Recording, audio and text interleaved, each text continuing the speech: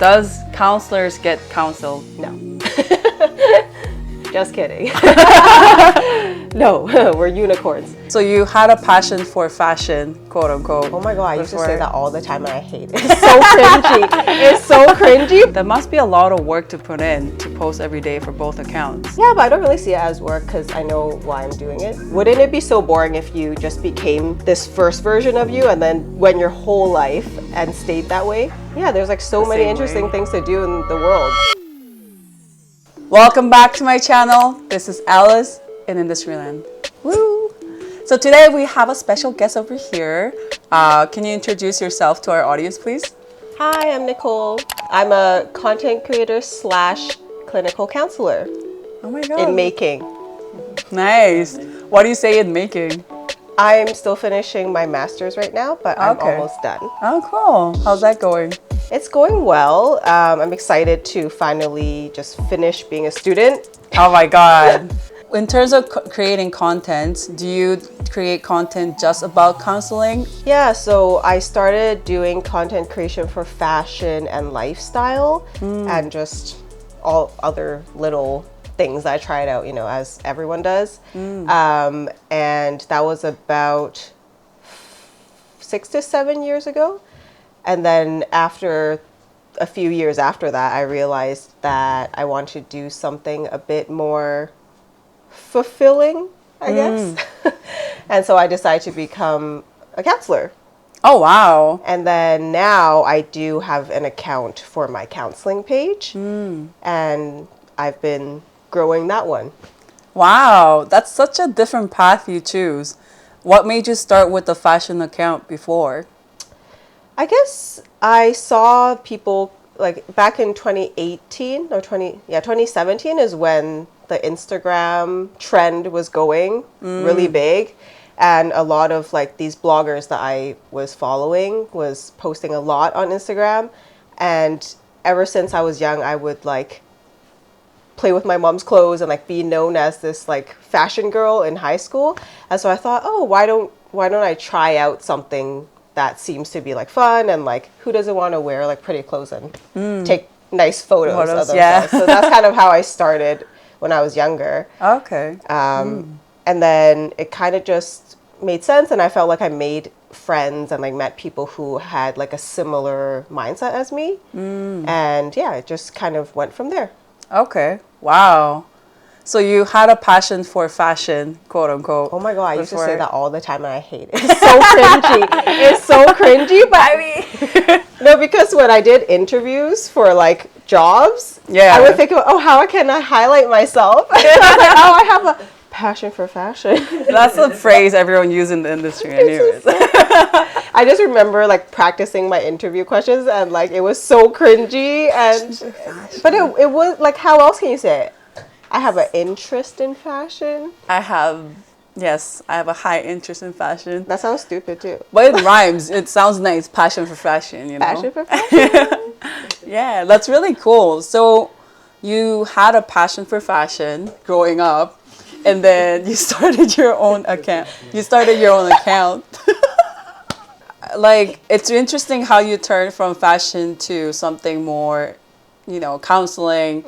That is very different path you choose. Like, can you share a story about what happened?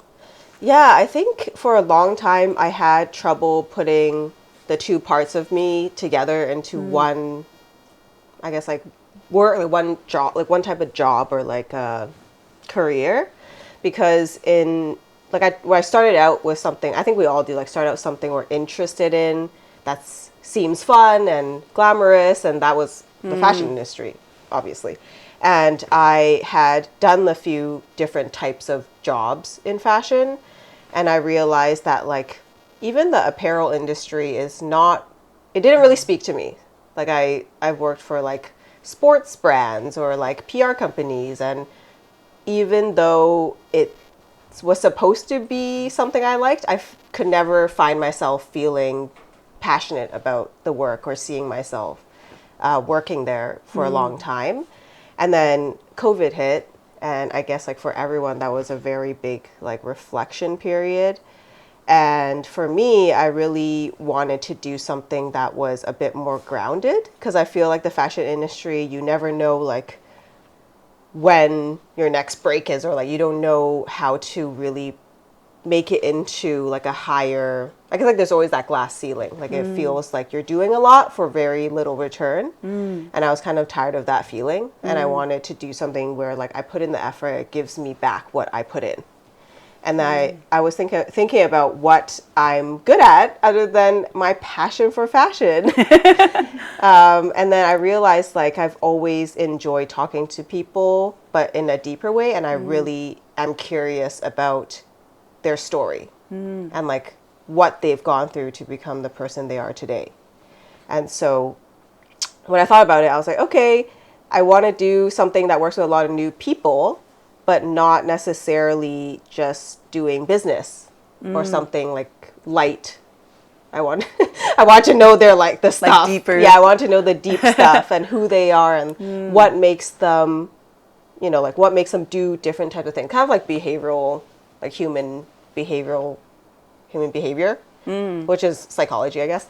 And I never imagined becoming a counselor. Like never. If you asked me like 5-10 years ago, I'm like, what is that? Like it just doesn't feel like it matches me. But then when I thought about the type of work I want to do, I just had like an epiphany. I was like, okay, that's just counseling. Yeah, that's really cool. I think sometimes you thought this one path, which for you was a fashion, you will stick with that forever. But sometimes life happens, you know, you find a new passion and you pivot and there's nothing wrong with it. But some people feel very pressure to make that change in their lives, right? Because they've been doing it for years and they love it and they thought they'll be doing this forever. Would you have any advice to people who wants to change their career path? Yeah. Well, first of all, I would say like nothing gets wasted. We always think that when we make a change, that everything before is going to go to waste. And that's why we feel like we need to hold on so tightly to those things. But I remember just like hearing this Oprah podcast, and she said this line, like nothing gets wasted, everything gets used. And when we can think about it in that way, we realize that you're not dropping who you were before and becoming this whole new person. You're just evolving. And everything you did before follows you and is going to help you and inform you to do a better job in this new direction. And wouldn't it be so boring if you just became this first version of you and then went your whole life and stayed that way? Yeah, for like 60, 70, 80 years. Yeah, there's like so many interesting things to do in the world. But I think that's like the thing, that's the life span that's being taught. Like you're supposed to just find this like one degree and then find a job in that degree and then live your whole life working in that degree. But how often does that happen? That's true. And I really like the point that you made, like nothing gets wasted. So from your experience of working in fashion and more visual industry, do you think that helps you today when it comes to counseling? I think it definitely does, because I realized that back then I like would see like everyone working in fashion, they seem so out of reach, or they seem like they're always like on a pedestal compared to me. And I realized that everybody just goes through the same things. And it kind of helped me, like back then maybe I was feeling a bit insecure because I felt like I could never reach a certain level of life that I wanted. But then being in counseling, I just realized that we're all just human, and it made me be able to connect with people that I felt like perhaps I had put like as a separate group from from me. Okay. Yeah. Wow. I think that's very important because a lot of times people, even looking at celebrities, you feel like, oh, they're so different from us. Well, after all, we're just all humans. We eat, we sleep, We poop. and yes. We poop. There's nothing wrong with it. It's just part of our lives, part of being human. Yeah. My grandma says that too. Like all humans do the same thing. They eat, sleep, and poop. Yes. Yeah. So I know you're doing some counseling. Can you share a little bit about your experience counseling? Yeah, well, I'm about 9 to 10 months into my practicum, so still a very new counselor. Was there a specific experience you want to hear about, or? Like you explained a little bit about, okay, imagining having that job is different from doing the job. So now you have the practicum and actually becoming a counselor yourself. Would you say like your experience was what you were expecting before? Yeah, I would say so, which is nice because it's always great for the thing that you planned Works out out. to be your to meet your expectations. I think it's definitely I definitely have days where I'm like, wow, like I can't believe like I'm going to be paid to do this because it's just such fascinating work, and the people that I have the honor to be welcomed into their life, my clients, it like I just feel honored to be part of their journey, truly. And I think it just like for the first time, like it just makes sense. It feels like I'm using my natural talents to support someone instead of it being like me putting all this effort and it's not really the, I guess, like the reward I wanted. Like I always feel rewarded no matter what I'm doing in this work. What would you say is the most rewarding part of your job? I think just being able to like hear someone say like, yeah, I just needed to say that out loud, and then realizing like how like it's very humbling realizing like how powerful like being there with someone is, but also recognizing their power in the like it really it's like I didn't do anything. It's like you just guided someone to realize their own power. So I would say like those moments where it's like, wow, like I needed someone to hear this. I know as a counselor you can't share much about like some certain information to be careful. But in terms of sharing your part of experience, I think that's very interesting to hear because oftentimes we go to counseling session to share about what we think and what our experience, but it's really hard to hear from someone who's actually working as a counselor and how they feel about the job, right? So in terms of your content creation, are you? I know you have two different accounts. Do you mind explaining two accounts you have that you're running? Yeah, so the first account, I'm still doing fashion content, lifestyle, but I think for that account, I'm wanting to show a bit more like funny content now, just because I also like creating things that make others laugh, because that's like the main reason I consume social media is just to like look at cute things or like make like look at hilarious things, right? I think that's why most of us are on social media. And then the second account is really just to connect people together. It's like kind of like a small way, a small version of what I do in my actual work, but being able to, make people feel less alone and like through looking at content that I create, which is just more like obviously emotion based slash kind of like feel good type of content on my counseling page. And then in the future, I want to obviously add in a bit more psychoeducation and like be able to provide information that can support people who are going through various mental health concerns. Okay, wow. So how often do you post for both accounts?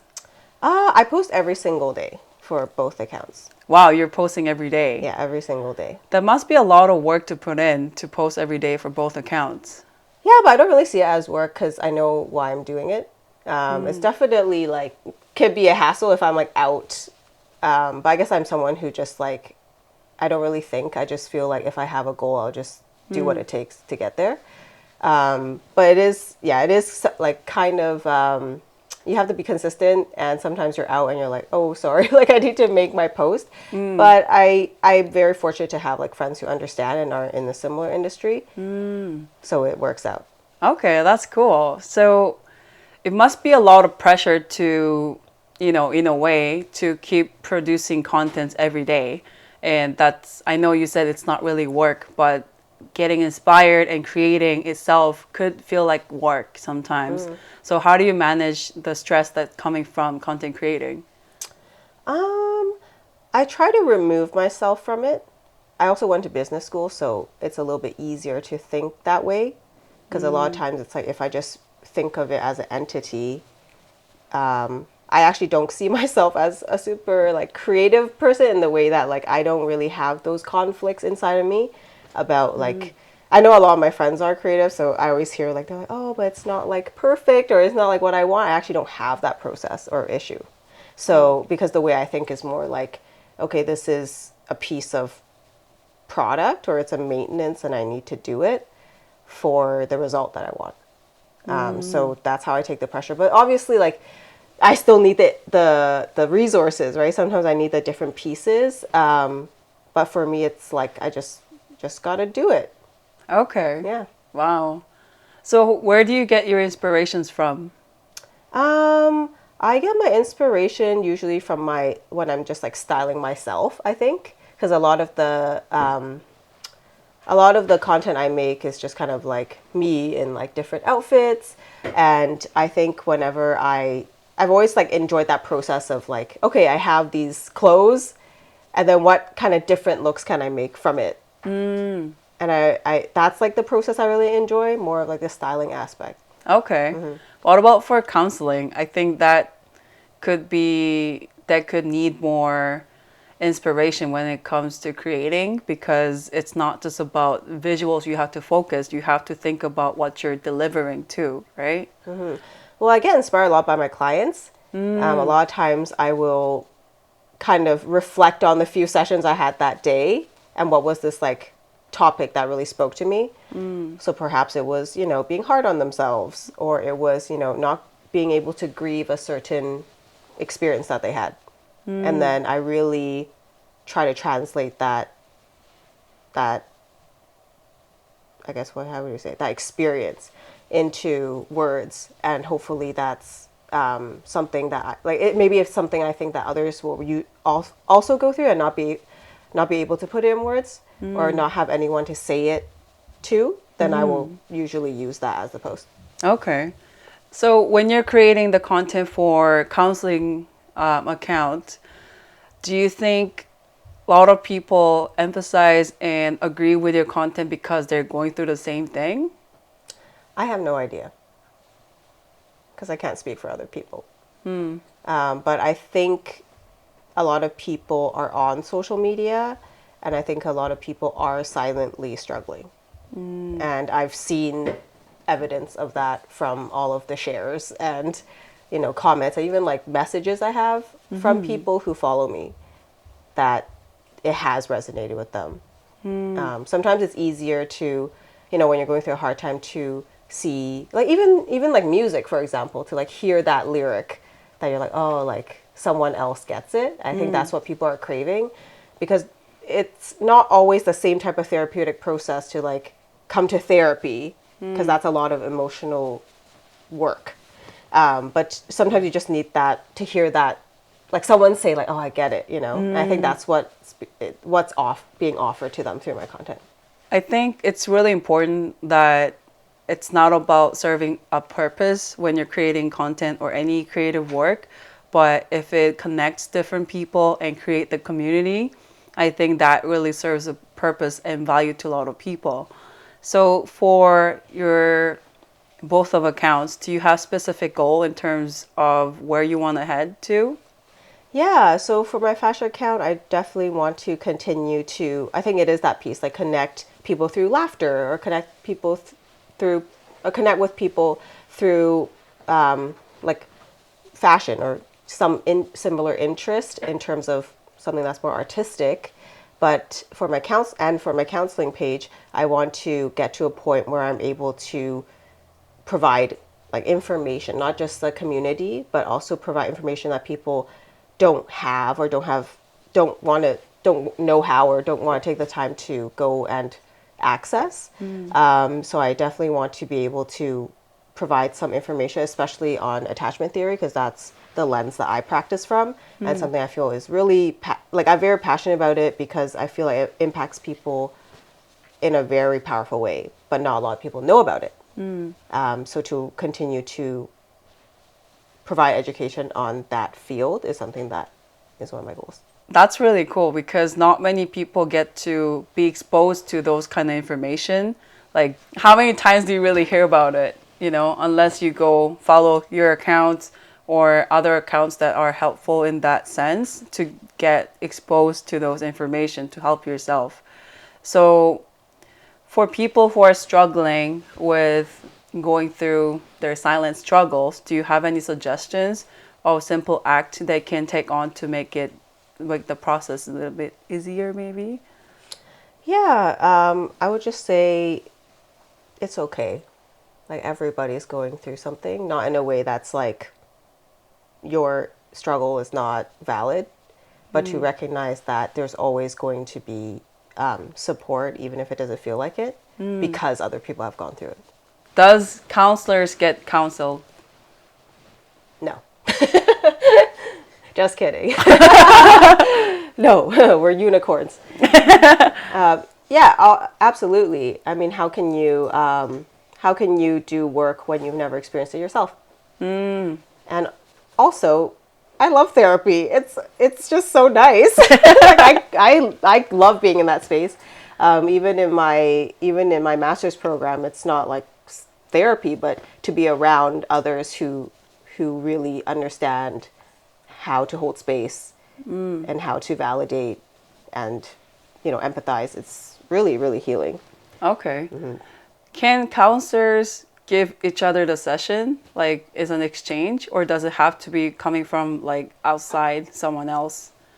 Absolutely. I mean, they're a counselor, right? So it doesn't. You just need to be very clear about what the roles are. There's obviously we call them dual relationships. There's obviously, we do like mock sessions as practice, but I would say it's real therapy because they're getting trained to do therapy. So there's a dual relationship awareness, but absolutely you can have like a colleague be your therapist. You don't necessarily work in the same place, so you'll just have to navigate that if you do end up working in the same field and you want them as your counselor. Okay. But referrals happen all the time. So Okay. So if you were to go into another counselor session, but are you able to not reveal that you're a counselor, or do you have to let them know that you're a counselor? No, you don't have to let them know. So anything in the space is confidential, and you can disclose as much as you want. Those are real questions that I wanted to ask. Oh, really? Yeah. Yeah, I mean, like, you're the client, so you have full right to disclose anything you want. There's actually, like, things that if you would not like if there's circumstances where counselors have to report certain situations, and if you think that, you would not like that circumstance reported, we do suggest you don't reveal it in the session. Okay. Do you get your friends as your client? Oh, I actually talked about this in supervision the other day. Oh. Like, can I be a counselor to my friends? I mean, it's best to not befriend your clients. So I would say it's best to avoid that. There are a lot of capable counselors in the field, so it's not necessary that you become the counselor for your friend. If you were to, I mean, like, it depends, right? Like, it's about ethics, so it depends what your comfort level is in terms of that, but most counselors would just say avoid that. Yeah, do you feel hard to draw the line when it comes to, you talking to your friend and they talk to you about their problems or what they're going through, the struggles? Do you ever find yourself like hard to draw the line as a friend and as a counselor? Well, I'm never a counselor to my friends, first of all, so that's very clear, and I think I make that more clear now when I'm talking to people. And like, I mean, the version you get of me is Nicole as Nicole, not as a counselor when I'm hanging out with you. So with that in mind, I'm not going to have the same responses and filters that I might have in my work, which would be fair for, I think, anyone. Yeah. I don't find it too hard to draw the line, but I will say I've set up more boundaries more clearly now. Before, I think I would be more adamant or like excited about providing support, but now because I do it so much, I would rather just take it easy and not talk about things that are too. But it's still enjoyable for me, but I just talk about it in a different way. Okay. Yeah. Yeah, which makes sense. Do you ever get requests through your accounts requesting about like counseling sessions through your accounts? Yep. How do you process that? Oh, well, I would just like set up like a booking. Like I would need them to book through my booking link on like an actual website. Oh, okay. Yeah, just because it's we can't carry therapy via like all platforms for Okay. privacy reasons. Okay, so do they have to be within the same area as you to get counseling, or can they be more like international outside of Canada? So for Canada, the licensing works like this. It's depending on the province, but if you're getting licensed through BCACC, which is the BC Association for Clinical Counselors, you have it like to have people use their insurance towards towards the sessions in BC. The client has to be physically in BC, so you technically should only work with clients who live in the province where you're licensed, Okay. but the counselor can be anywhere. Okay. However, if the client is living in a country where the term counseling is not regulated, then it's really up to how much risk you want to take as a practitioner. As a counselor, do you ever get to decline a client? Yeah, well, I think it's like any work. It's all about fit. So if you feel that, it's outside of your competency or outside of, fit, then it's best for the client to get referred to someone else or perhaps explore. I think most counselors, unless it's a very obvious not good fit, you would maybe try it out, and then over time you'll probably decide together if you want to continue working together. Okay. So as a counselor, would you recommend counseling to other people? Yes, absolutely. Okay, cool. I mean, not everybody What is is this full. question? I mean, why would you recommend? Oh, you going mean into doing sessions? it as a client or to pursue as a career? No, like as like someone who wants to go into like taking it, As a client. Yeah, as a client. Yeah, well, I would just say, how everyone's like, oh, just talk to your family and friends. Well, how well is that going for you? That's all I'll say. A lot of times your family and friends have their own, perspectives, agendas, and, they don't have that unbiased perspective and analysis of your situation. And that in itself is worth the money to me. Because to be able to have somebody see your situation from a completely new, like with a completely new set of eyes from my clients, that's like the main benefit that they've received from our sessions. Okay. Because you kind of know what everyone's going to say, and it's usually not unbiased. It's usually what they think. Yeah. But I don't give my opinion on a situation. I offer and guide them to realize their own decision. So if the audience want to find you, where can they find you? Yeah, you can find me on The Iconic for my fashion and lifestyle account, or you can find me at Counseling with Nick for my counseling account. Okay, sounds good. So stay tuned for her upcoming content. And thank you so much for joining this episode. You can find the link down below for Nicole's accounts. Please subscribe, like this video, comment below what you think. We'll come back for the next episode. Thank you. Bye.